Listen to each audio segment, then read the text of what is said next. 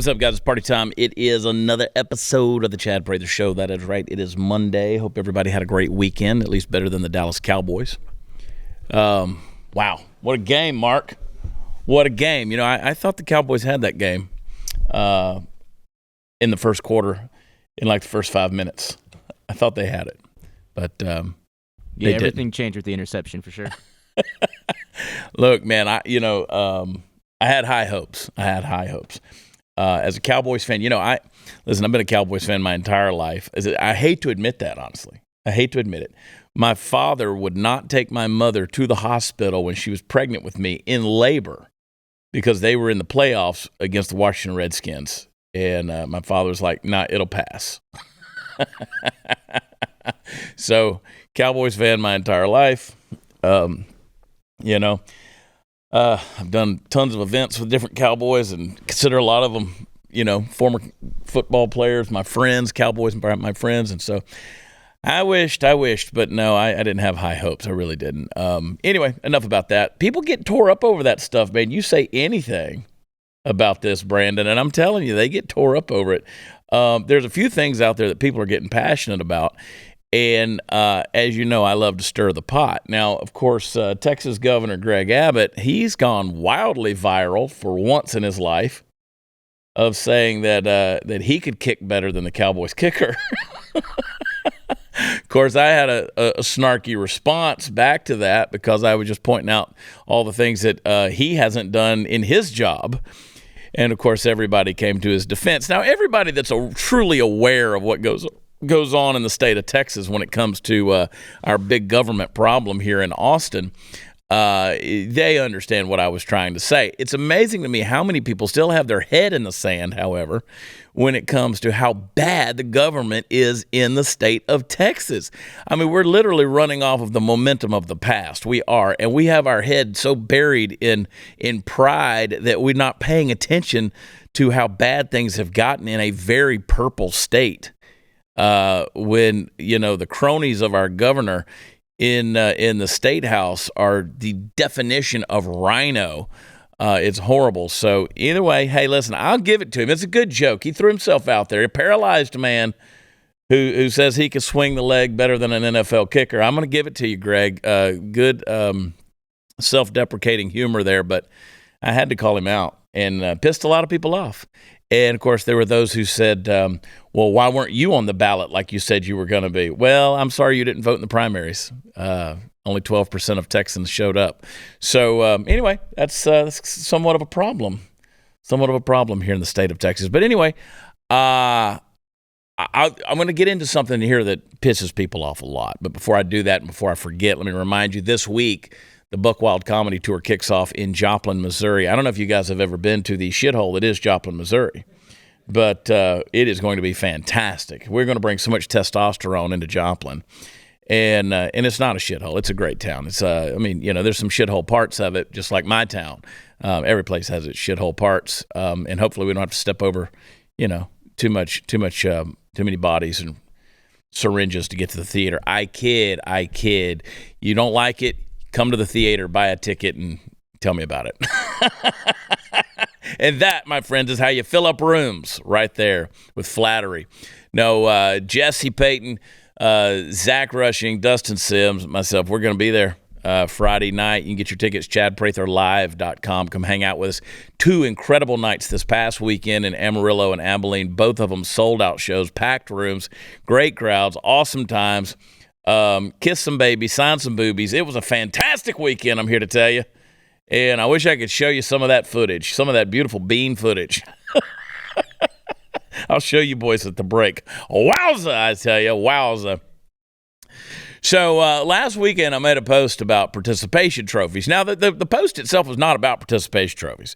The post was about participation trophy culture. Now, what do I mean by that? It's the culture of getting something that you did not earn, all right?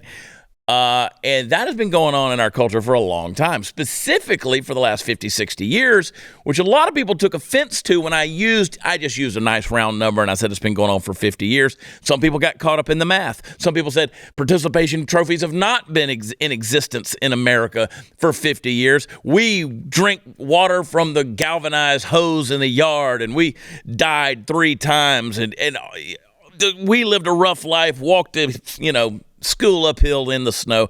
I got it. I appreciate that the values were different 50 years ago, that your ethics were a little bit different, your way of going about life and viewing life, you weren't quite so beta soft-shelled. I understand that.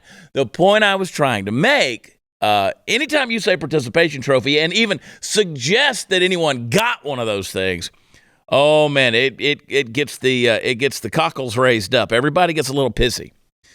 The point I was trying to make is that in the 60s, with the self-esteem movements and the self-worth movements and the self-help movements and everybody trying to feel good about themselves, the free love, the tune in, turn on, and drop out, Timothy Leary, LSD, let's woo, all this kind of crap, this feel-good culture that permeated society in such a big way, it had a result that led into the birth of Generation X, which of course is my generation, and we tried to, we tried to compensate on some things as our children got a little bit older, and we started to see the full manifestation in the late 80s and in the 90s specifically, and into the 2000s, it was really bad.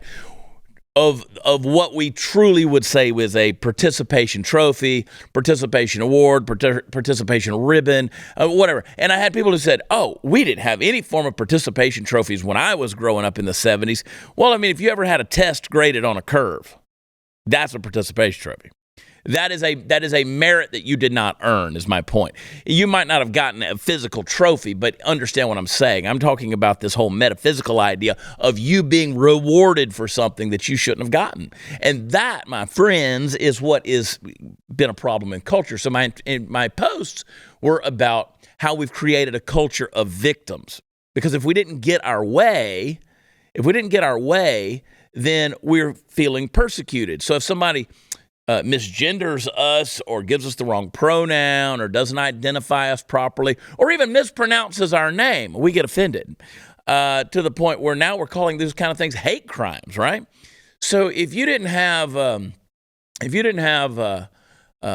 everything go your way, then you were victimized. And so now we have people creating their own oppression, because if you're living in easy times, you'll just start creating those things. Right? So I got a couple of screenshots, and I shared these in different places on social media over the weekend. I got a couple of screenshots. Brandon, if you'll stick one of those up, there's a news article right here. Now, that news article right there is talking about a youth bowling league, and in 2 places there, it talks about how these young people will receive participation trophies for being a part of this. Now, this particular article, for those of you who say, well, participation trophies weren't in my generation, that article is from 1974, okay? 1974, so that is 48 years ago right there. Now, put up another one. Put up the next one. Now, this right here, participation trophy offered by Rotary Club prize, much sought for. Now, that particular article is from guess when? Guess when that article? Now, you would think it says one of the most coveted trophies for our playgrounds is the Rotary Club Participation Trophy. It's coveted. You know when that article was written? That's 1927. 1927. So don't tell me participation trophies and participation culture hadn't been around. Put up the next one. All right, participation trophy to be given at University of Minneapolis, all right? And so for the first time in the history of the University of Minneapolis, or Minnesota, sorry, this is in Minneapolis, it's University of Minnesota. For the first time in the history of the University of Minnesota, intramural sports will be handled in a manner that should create more interest in athletics than ever before. That article right there, 1924. 1924, the first mention of a participation trophy publicly in America was 1922. So what you see there is what happened with the advent of well, for lack of better terms, socialist philosophy being ingrained into American society. Now, if you notice, in 1922, that was after something very significant. What happened in 1922? Well, it was right after, just 4 years after the Great War, World War I. So from 1914, 1918, World War I happened. It was also the ending of child labor. So they passed child labor laws, and now kids had to go to school. Well, here was the thing. Post-war America, as well as now having to go to school, there was no interest in things like sports. So that's when you had the creation of things like the Little League, because now they wanted to get kids and have them involved in something in their free time, because after school they didn't have anything to do, so they created sports leagues. They created the idea of participation trophies and ribbons in order to get kids to come be a part of it. So no matter what, you're going to be rewarded for doing something, just participating, just being a part of it. Hence the reason we do that. We saw another rise of the concept of participation trophies in the early 1950s and again in the 1970s. And the reason we saw that, if you'll notice, the 1950s was right after World War II. And, of course, the 1970s was right after the Vietnam conflict. So in post-war America, we always see a rise in participation trophies. And, again, it's a culture of giving people something just for being a part of it, which in and of itself is not a bad thing. I'm convinced it's not a bad thing. You want to reward somebody for just showing up. I mean, hey, look, you got a uniform. That's in some way a participation trophy. You got the uniform. You got to wear the jersey. You were a part of it. Now, you would hope that in many cases you earned that jersey, like you had to do something to make the team. But that's just simply not the case in something like Little League or whatever, where, your parents pay the fee, you're on the team. But here's the thing. In the 70s, when participation trophies saw another rise, that was after, as I mentioned earlier, the 1960s, the self-help feel-good idea that we have to make everybody feel good about everything they're doing in life. And then as those people had babies and they grew up and they became teenagers in the 80s and then in the 90s, we started to see this participation culture that made a huge problem for American youth. And even now, American adults who think that they deserve something when they really don't. Okay? Now I'm going to show you the manifestation of this. We have a video clip, and I want you to play it, Brandon. A day in the life of a Google employee after getting laid off. Play it. A day in my life getting laid off at Google. So I woke up to this really ominous text from my boss, and I honestly had no idea what it was going to be about. So I called her the minute I woke up and saw this, and she told me to check the news and my email. So I rushed downstairs to find out that I had lost access to basically everything. I couldn't log into my email or even check my calendar. I called my boss back, and we just sobbed over the phone because she was also finding out about my layoff for the first time today too. I started getting calls from a bunch of my coworkers and started finding out who else was let go on my team and some neighboring teams as well. But I think the worst part is that it seems like no one was consulted on this decision and everyone was just finding out about the layoffs at the same time. It just felt like a really bad game of Russian roulette, and there was no consistency around who was let go. It was also not performance-based, so it just felt really random. I opened up LinkedIn, which honestly was not great for my mental health. There were so many people who were in the same boat that were both equally as shocked and blindsided, but it did help me feel a little less alone. Honestly, I spent so much of the day crying that I just felt so tired from being sad and wanted to do something that would just make me feel better. Luckily, I have an annual pass, so I headed over to Disneyland because I wanted to go eat my feelings. So I started off with a cinnamon galaxy churro and then went to the teriyaki turkey leg. This is a special limited edition item for the Lunar New Year celebration at Disney California Adventure. I had some Rice Krispie, a corn dog, did some drawing, and even had another churro. I don't really know what's next for me, but I'll be vlogging my journey and posting more content about it. An emotional meltdown because she got fired. Had to go get a churro. Yeah. See, this is what we're producing. This is what we have produced in culture. That, again, people lose their jobs. It's something that happens. But suddenly I needed to get on LinkedIn and I saw that other people were losing their jobs, so I didn't feel so alone. Guys, this is the problem. It is a culture that we have created. You can call it participation trophy. You can call it unearned rewards, whatever. But one day when you show up and there's a box sitting on your desk and they tell you to fill it up with your crap and get the hell out of the building, if you're not prepared for that, listen, you better be prepared for your life's path. And stop trying to prepare the path for your kid's life, okay? That's all I'm trying to tell you. Prepare your kids for the path. Don't prepare the path for your kids. There's a huge difference in that. Now, we all hope that we never really are going to have to need that life insurance, but I got a feeling your family's going to appreciate if you have it. There's going to be mortgage payments. There's going to be child care and other expenses. They don't disappear when you're gone. Now, if you have a family like I do, you already have plenty of things to worry about. A good life insurance plan can give you extra peace of mind that your family will always be taken care of. Policy Genius gives you a smarter way to find and buy the right coverage for you and your family. Policy Genius was built to modernize the life insurance industry. Their technology makes it easy to compare life insurance quotes from top companies like AIG and Prudential in just a few clicks to find your lowest price. Now, Policy Genius, you can find life insurance policies that start at just $17 a month for $500,000 of coverage. Your loved ones deserve a financial safety net. You deserve a smarter way to find and buy it. Head over to policygenius.com/Chad, or you can click the link in the description of this show and get your free life insurance quotes and see how much you can save. That's policygenius.com/Chad. We'll be right back.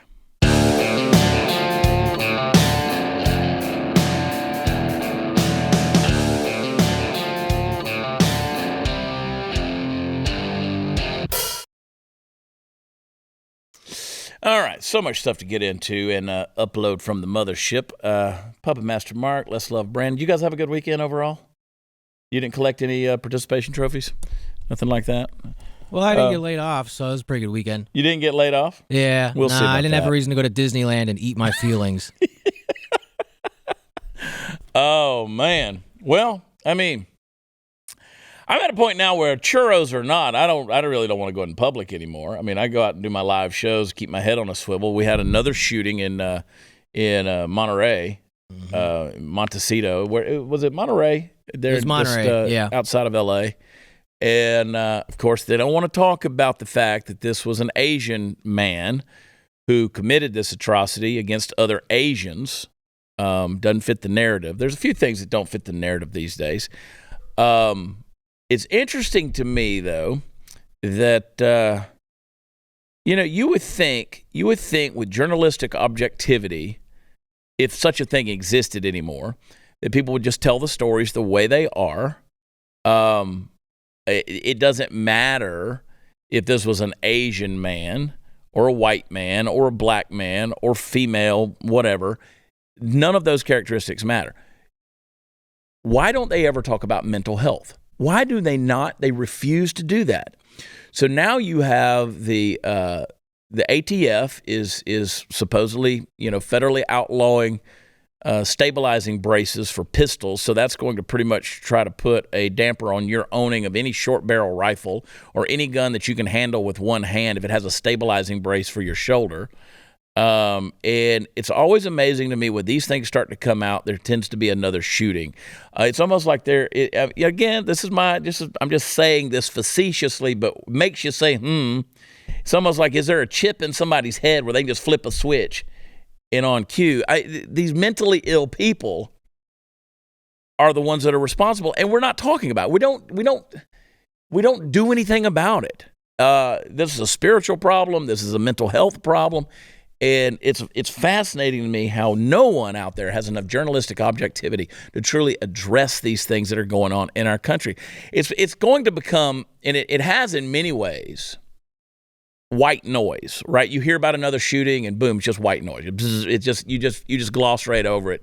And the only time you really hear a lot about it is if it's someone who fits the narrative, like it's a straight white male out there that commits one of these atrocities. They don't want to talk about it. Another thing they don't want to talk about, there's this story going around, and a lot of people ask me, because I did a live feed video on Facebook this morning, and I talked about what we were going to talk about on this show tonight. And one of the things was this gay couple who adopted these two children, these two boys, and they're an LGBT activist couple. They were arrested in Georgia. This is Walton County, Georgia. This is Dale Zulak, 32, and Zachary Jacoby Zulak, 35. They were both arrested, and charged with aggravated child molestation, sexual exploitation of children, and enticing a child for indecent purposes. They were not only raping their adopted sons, but they were also pimping them out for others to rape them. These boys, and this has been going on apparently since somewhere around 2017. And the boys are, I think, 9 and 11 now. And I was mentioning that we were going to talk about this story, and people kept saying, I haven't heard this story. I haven't heard this story. I haven't heard this. Why? Why haven't we heard this story? Because, again, you don't want to talk about something that violates the narrative, right? Now, this is horrific, and I'm not saying just because it's a gay couple, this is what happens. That's not what I'm saying. Don't misinterpret me at all. I mean, they're wanting to give these guys 9 consecutive life sentences. That's not enough. In fact, the fact that they're able to breathe another day, anything short of that is mercy beyond anything that should be doled out to them. Their lives should be ended. These two beasts, these animals. I don't even call them men. They're not men. Their lives should be snuffed out immediately. I'm okay if you chop their genitals off and shove it down their throat so that they choke on it. This is absolute barbarism here. When you read the story and you hear the things that went on and the perversion and just the horrible nature of these crimes, and people want to know, people want to say, why are you so threatened by family-friendly drag shows, which Taylor Hanson had some just incredible footage from one that happened in Austin over the weekend, where this guy dressed like a woman and his genitals hanging out, in a thong, is dancing and gyrating in front of a little boy that's there present. And you see these things, and you say, why are you guys so threatened by that? Well, it's because of this kind of stuff. And you say, well, there's at least 9 pastors, quote unquote pastors in the state of Texas that have been brought up on charges of molestation and sexual harassment of children. And listen, the same goes for them. The same goes for them. I don't care what classification you come under, whether it's a religious classification or some sexual orientation. If you screw with children, you do not deserve to live. It's that simple. You have forfeited your right to exist, period. You are taking the most defenseless among us, those who should be protected, those who should be nurtured, cared for, who should be educated, who should be comforted, those who should know that they live in a safe environment. And, you have 2 extremes. I talked about the participation trophy culture over here where we coddle our children, but then you go to the other extreme where we're abjectly abusing our children to the point of ruining their lives. And I'm like, what the f*** is wrong with these people? What the hell is wrong with people that we truly cannot see the gift that we've been given in being able to raise and nurture and train the next generation? It's absolutely mind-numbingly, blissfully ignorant on society's part that we can't see the value of what's been entrusted to us, that we don't care. Like, as long as they're fed and go to bed and they get to school on time, then we think we've somehow done our job as parents. Well, you haven't. And then you got these 2 pinheads who are not only sexually abusing their own children, and I mean, the article is, you read the stuff that went on.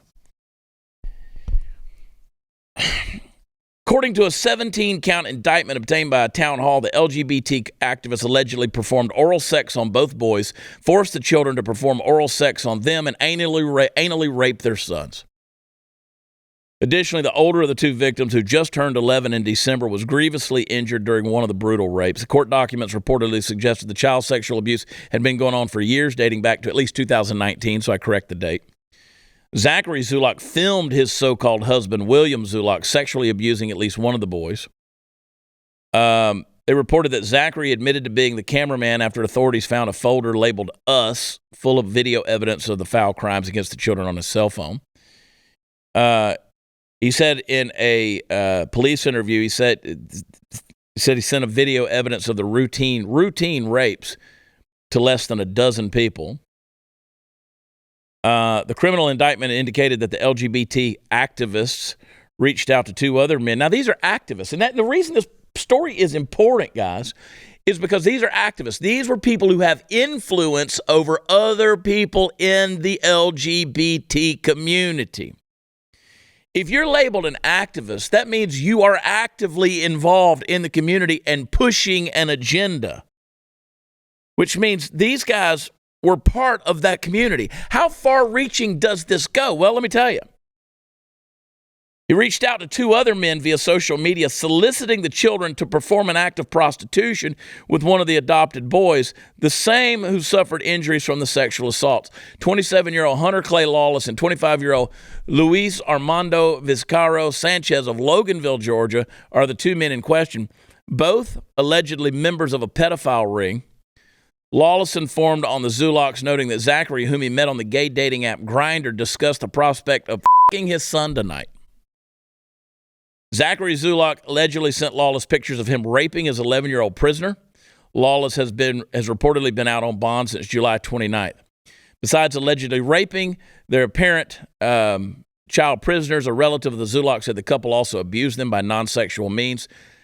The relative told Town Hall that after school, the boys were forced to stand in a corner for 8 hours straight. The LGBT activists on whose doorstep the welcome mat read "gayest place in town" maintain they are not guilty, although the Walton County Superior Court lists among the evidence 2 flash drives containing phone data of Zachary Zulock and Hunter Lawless, image of text messages from Lawless, photo of daddy shirt, a Snapchat letter, forensic interviews for both children, 149 images taken from the alleged child rapist's home, 2 written letters from the older of the 2 children victims, and a disc containing data dump of iPad and iPhone of Luis Sanchez available for inspection by appointment. So here's what you do. You open the doors, they're at the prison, and you release them into general population. And you put a sign around their neck that says this is who they are and this is what they did. And then you just leave it alone. Let nature take its course. I'm sick to death of these stories. I'm sick to death of this. And I'm sick to death of the fact that the media, by and large, refuses to report on things like this. They just won't talk about it. You know why? Because it violates the effing agenda. It doesn't go along with the narrative. So, there you go, folks. More to say on that, but we got to go to a break. I don't know if you know this about me, but I like doing stuff outdoors. I like camping. I like doing all the stuff that goes along with that.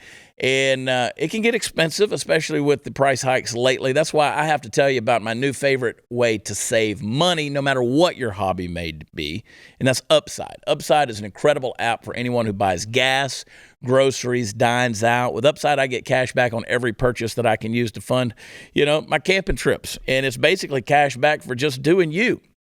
Now, to start, download the free Upside app. Use my promo code CHAD. I spell it Chad. Get an extra 25 cents back for every gallon on your first tank of gas. Next, claim an offer for whatever you're buying on Upside. Then pay as usual with credit or debit cards. Follow the steps in the app, and you'll get paid. In comparison to credit card rewards or loyalty programs, you can earn 3 times more cash back with Upside. Plus, Upside doesn't sell your personal information to third parties. They know that your information is a vital part of their trusted relationship with you. Upside users are earning hundreds of dollars a year. That's probably why they have a 4.8 star rating in the App Store. Download the free Upside app and use promo code CHAD to get an extra 25% back on every gallon your first tank of gas. That's an extra 25 cents back on your first tank of gas using promo code CHAD. Get the Upside app. Hang tight. We'll be right back.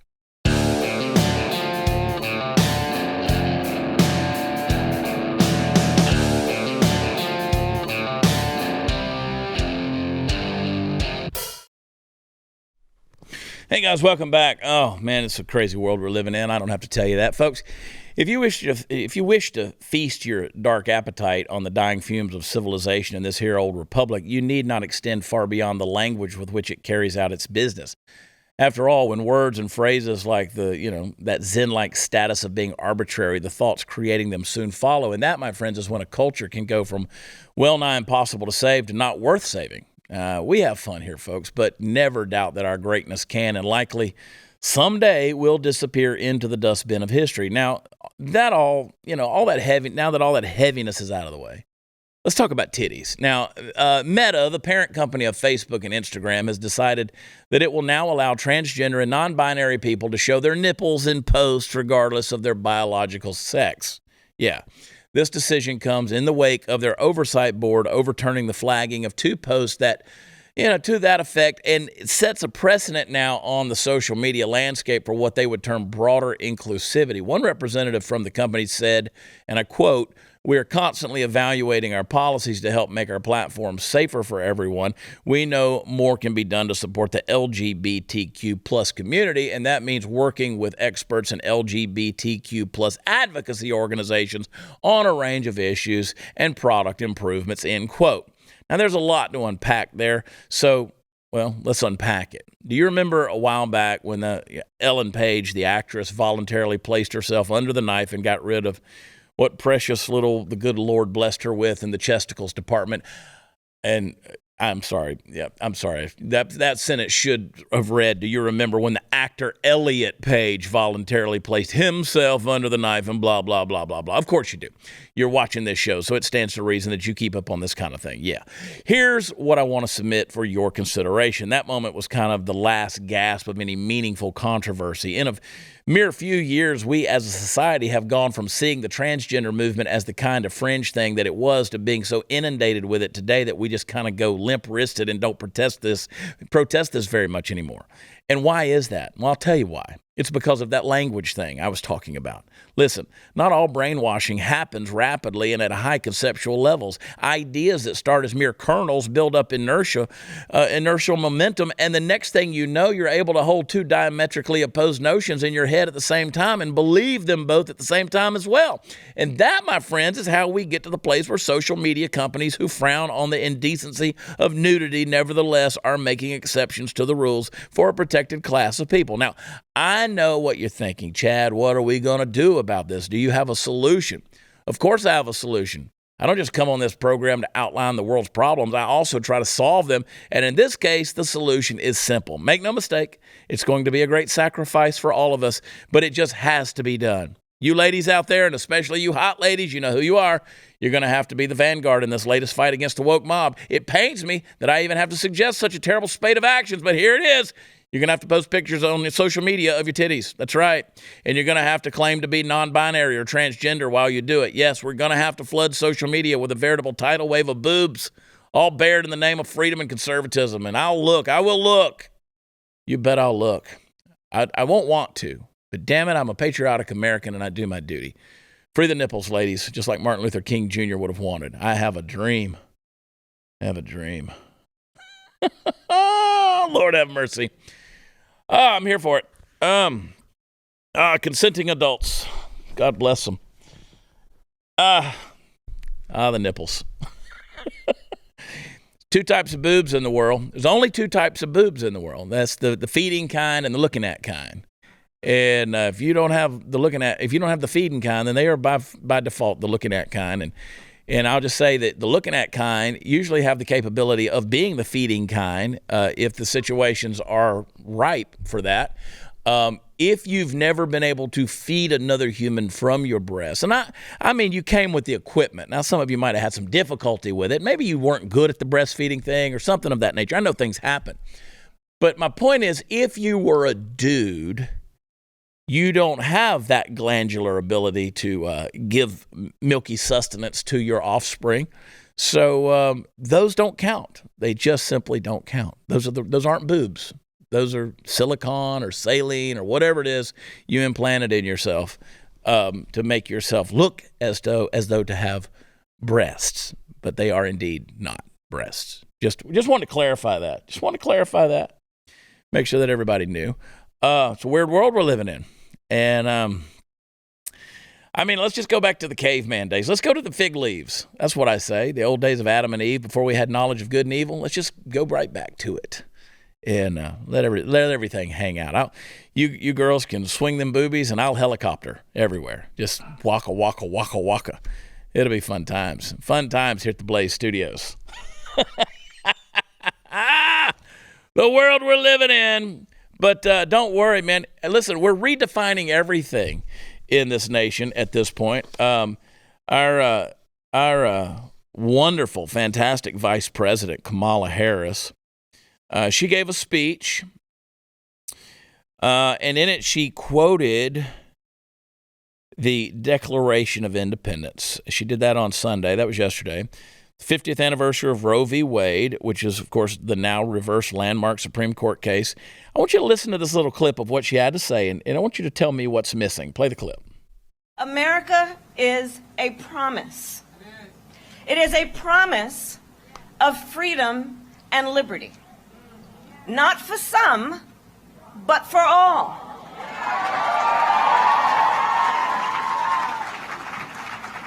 A promise we made in the Declaration of Independence, that we are each endowed with the right to liberty and the pursuit of happiness. Boy, she left out a lot there. She left out a whole lot there. Like, she didn't mention that we're endowed by our Creator with certain inalienable rights, that among these are life. She skipped that. Skipped all of that, life, and she went straight to liberty and the pursuit of happiness. Well, aren't we just a gay bunch? Yes, we're free to murder babies and have sex with whoever we want to have sex with and just do whatever we want to do, because we can just have life and the pursuit of happiness, liberty, just be libertines, freedom, whatever, and the pursuit of happiness. But forget protecting life that was actually from a creator. And by the way, when you read the Declaration of Independence, that word is in capital. It's a capital C in front of creator, which expresses that your creator is actually divine. And we come from a theistic designer. But no, not for Kamala, because again, we can redefine everything. We redefine what life is, what men are, what women are. It's all open. And we can even redefine what success is. And if you feel successful, then by God, why don't you just get yourself a participation trophy? Well, this new year, you got some goals and factors here to help you achieve each and every one of them. Save time and have the energy you need to tackle everything on your to-do list with Factor's ready-to-eat meals delivered straight to your door. Get Factor. Not only skip the trip to the grocery store, but skip the chopping, prepping, cleaning up too. Factor's fresh, never frozen meals are ready in just 2 minutes, so all you have to do is heat it and enjoy. No matter what your lifestyle, Factor has the meals to help you live it to the fullest with keto, calorie smart, vegan plus veggie, protein plus meals on the menu each week, prepared by chefs and approved by dietitians. Each meal has all the ingredients you need to feel satisfied all day long. With 34 chef-prepared, dietitian-approved weekly options, there's always something new to try. Plus, you can round out your meal and replenish your snack supply with an assortment of 36 plus quick bites, smoothies, juices, and more satisfying add-ons. If you're looking to cut back on takeout, get Factor instead. Not only is Factor cheaper than takeout, but meals are ready quicker than restaurant delivery in just 2 minutes. And they're good, folks, I promise you. Head to factor75.com/Chad60. Use code Chad60. Get 60% off your first box. That's code Chad60 at factor75.com/Chad60. Get 60% off your first box. We'll be right back.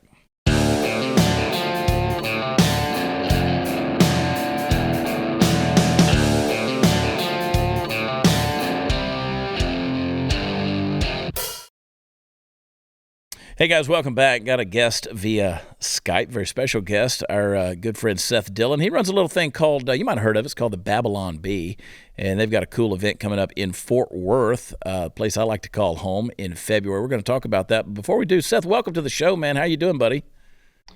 I'm good, man. Good to see you. Good to see you, too.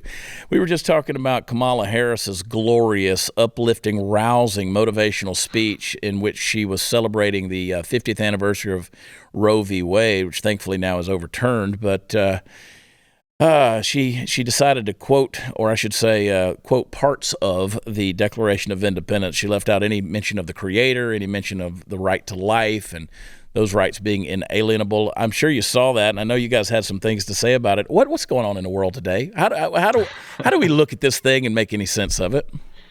It's interesting. I make this joke all the time that it's the challenge of doing satire in this world is so crazy. Imagine if your job is to write things that are funnier than what Democrats are doing in real life. Try writing something that's funnier than a Kamala Harris speech. I mean, that's one of the things I say all the time. It's very hard to do.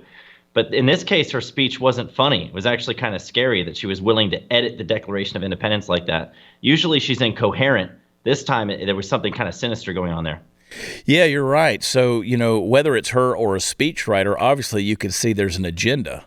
that's taking place, because when you start to not just misquote it, it's one thing to, as Joe Biden said, and the thing. I mean, that's a misquote where you're having a brain fart, whatever. You forget, you don't know what you're talking about anymore, or you're singing, happy birthday to someone at a Martin Luther King memorial, and you forget their name. That's one thing. This was actually a prompted, scripted speech that she was going off of, and when you look at that, when you look at the just this. The scary way that they're pushing this agenda with absolute impunity and unapologetically, it's scary to see. You guys do a good job. I've always said if you could take some common sense, wrap it in humor, it becomes an easier pill to swallow. I know I try to do that. You guys are experts at it. But the pushback that comes, you guys have been deplatformed in the past. How are things going now at the B? I mean, are you guys kind of, now that Elon's taken over, are you seeing an easier way to get the messaging out? Elon helped big time. We were locked out of Twitter for 8 months. Yeah. We made that joke about Rachel Levine. USA Today had named Rachel Levine Woman of the Year. We fired back and said Rachel Levine was our pick for Man of the Year. Obviously that was considered hateful conduct and misgendering on the old Twitter, and so they locked us out. Musk, it was one of the first things he did when he came in was demand that they go in and reinstate our account, bring the B back. Eventually we did get turned back on in November, so we've been up and running for a little while. We now have full reach on social media. I say full reach meaning like we're present and active on these platforms, but we get very little reach on Facebook compared to what we used to see. So that's not good. But it's hard to know what's going on there because there's no transparency. We're not friends with the billionaire owner of Facebook, so no insight into what's going on there. But the B is continuing to do what it does best. I think it's ridicule bad ideas, speak truth to culture through humor. We're having a lot of fun doing that. We're having a lot of impact doing that. To be involved in this whole conversation with free speech and everything is crazy. We're just trying to make jokes on the internet. But the fact that we've gotten roped into this, it is what it is. We got to continue to fight for freedom and the right to make jokes in the first place. I love it. Well, I know our audience loves the Babylon Bee, and you guys are coming to Texas. You're going to be in Fort Worth in February. Tell me about that event. It's our first live event. So we've never done a live event before.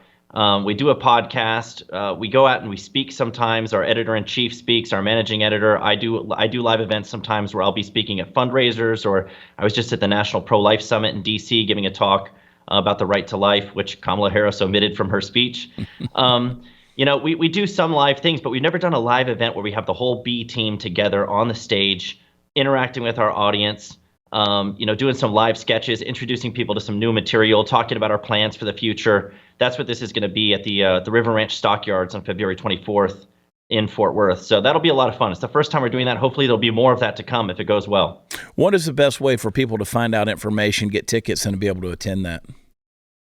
We put up a website specifically for it, babylonblive.com. babylonblive.com. That's where you can still get tickets. The VIP tickets are sold out, but there's still some general admission available. If you go out there and check it out, you can get them there. Well, the River Ranch there in the Stockyards is an excellent, excellent venue. You guys are going to have a great time. And, of course, it's surrounded by the historic Stockyards of Fort Worth, and the revitalization project down there has turned that into just an absolute tourist attraction. Everybody, great places to eat and great places to be. So I encourage people to be a part of that. And I think you guys will not only have some laughs, but it'll be wildly informative. How difficult is it? I've talked with you guys before. It seems like it's coming at you, just at the speed of thought in terms of the stuff that we should be making fun of. How hard is it to keep yourself censored? Because me, I want to go off the rails sometimes, right? Do you find that difficult, or is it just kind of a no holds barred philosophy at this point at the B? I try to discourage self-censorship. The way that I put it is when you censor yourself, you're doing the tyrant's work for him. Why do that? Why make it easier for him to shut you up by doing it for him? I try to, we try to push back on that to the extent possible and push the boundaries, which, the boundaries are moving so rapidly in this direction where the most reasonable, sane things like men can't become women or men can't become pregnant, saying things like this, there's no such thing as a transgender kindergartner. These things become extreme positions because the actual lunacy has become mainstream. So I think that we should push back on that, not censor ourselves. In fact, I think we actually have a moral obligation to be vocal on these things. We need to restore sanity. They want us to go into the upside down with them, but they're not asking. They're telling us we have to. And I think we need to resist that. Well, and you guys need to certainly go back. You've heard me talk about it on this show before. My audience has, we encourage people to go get the Babylon Bee. The guide that you guys put out. What was it, last year or the year before? I think I've bought 24 of those at this point and given them away as gifts. Thank you. Love that. Dude, I love it. I wish I could just get your throwaways and just put them on my own Twitter feed, like the stuff that you guys don't use. But I appreciate the hard work you guys put in there. And I know there's a lot of creativity that goes in there. So I pray blessings over you guys as protection and just continue just freedom of thought and creativity. So, Seth, thank you for doing what you're doing. And we'll continue to encourage people to be at the event there in Fort Worth in February. So thank you, man. I appreciate that very much. You bet. Take care, brother. We'll talk to you soon. Hey, guys, hang tight. We're not done. We'll be right back.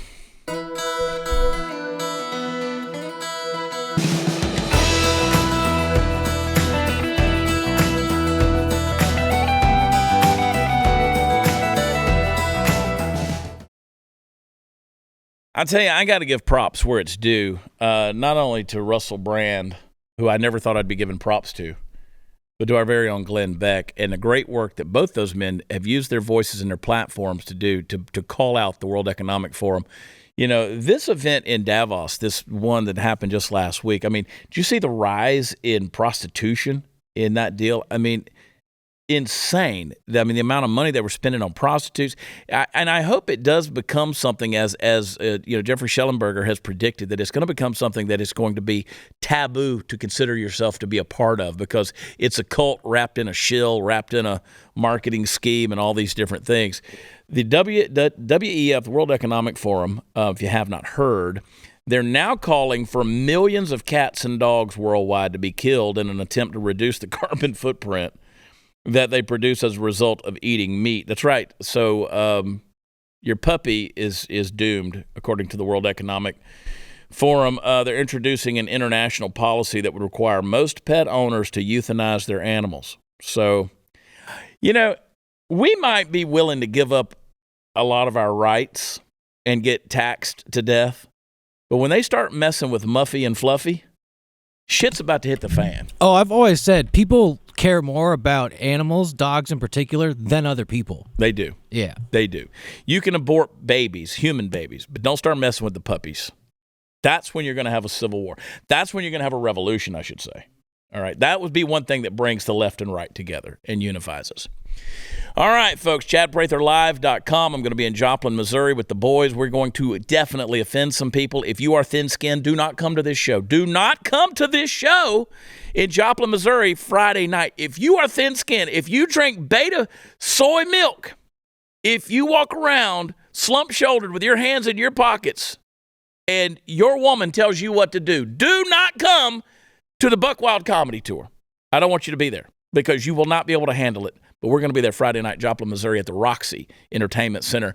Be there, ChadPratherLive.com. We'll see you tomorrow. Subscribe to Blaze and be our friend. Goodbye.